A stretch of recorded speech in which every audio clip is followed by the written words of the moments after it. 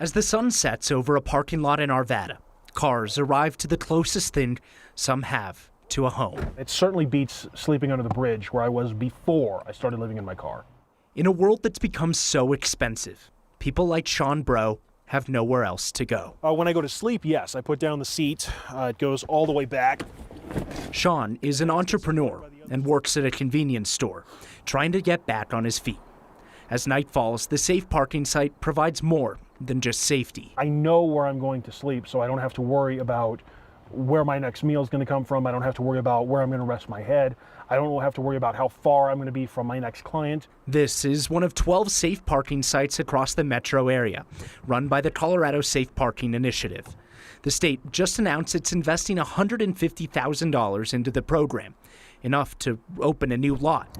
It's second in Denver. There are so many people living in their vehicles right now because they can't afford the rent. Rochelle Brogan co-founded the parking initiative after being homeless herself. People can live their lives and get on their feet in a supported environment.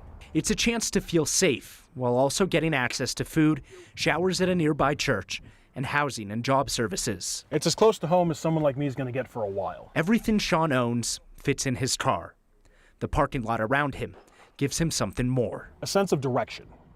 I know where I'm going to start my day every single day. I know where I'm going to end my day every single day. This parking spot, as far as I am concerned, is the alpha and the omega towards getting myself out of homelessness, getting myself to a point of success. The sites are geared towards people who work during the day and have recently found themselves homeless. Sean told me he got frostbite last year during the cold winter snowstorms, but the summers are actually even harder because of the heat.